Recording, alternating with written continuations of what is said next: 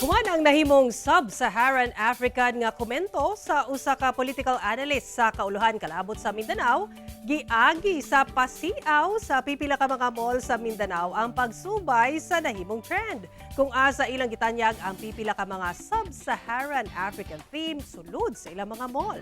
Ani ang report?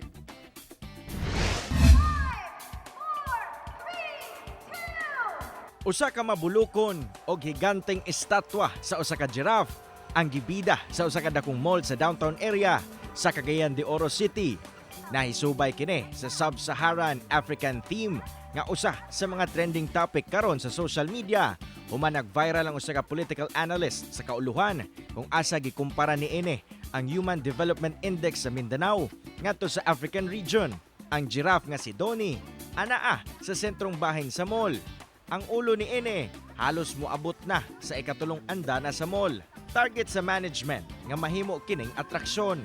Sada siya pagkahimo. It means something, welcoming the city as it transforms into metropolis. We also wanted it to be really a vibrant addition to the shopping journey. Gani silang social media page, wala sab nagpauwahi ang usa ka mall sa uptown area sa syudad. Gibida sa ilang art exhibit ang pipila ka mga mananap nga daw Sub-Saharan theme gyapon.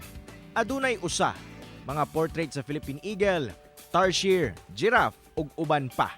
Sa Davao City, wala sab nagpauwahi ang mall sa Lanang kung asa ilang gibida ang daw Sub-Saharan vibe nga elepante. Nag-throwback sab sa ilang social media ang mall sa Ecoland sa Davao City kung asa ilang gibida kaniadto ang mga tropical Sub-Saharan nga mga unggoy. Sa usa ka mall sa Bahada sa Davao City, gibida sab nila sa social media ang ilang gitawag nga Sub-Saharan branch sa ilang mall kung asa makita ang mga nagkadaiyang mananap palibot sa mall. Lingaw sab ang social media post sa usa ka mall sa Marbel sa Coronadal City, South Cotabato kung asa daw nagkatapok ang nagkadaiyang mananap gawas sa mall.